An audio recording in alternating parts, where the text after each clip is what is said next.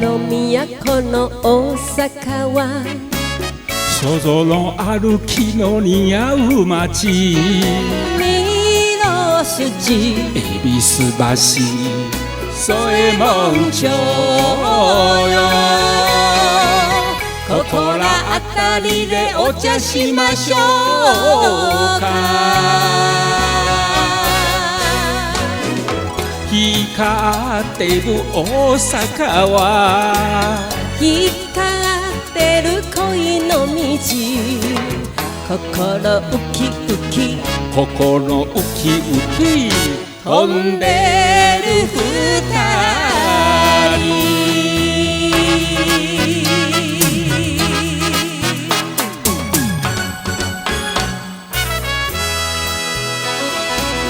頬を寄せ愛すきゃね、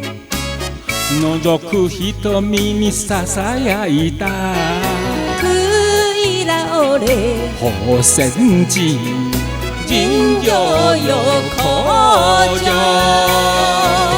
浮世小道で幸せ願う。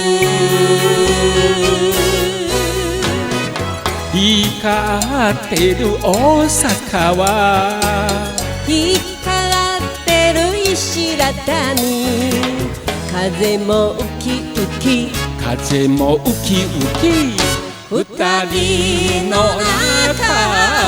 を。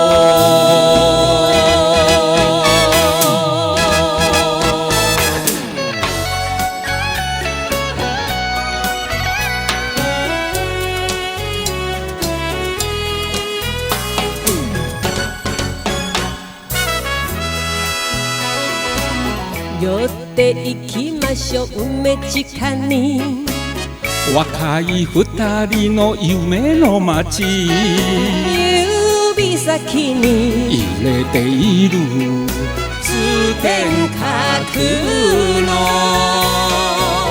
赤い夕日を眺める二人。光ってる大阪は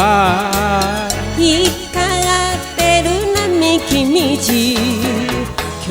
もウキウキ今日もウキウキ恋する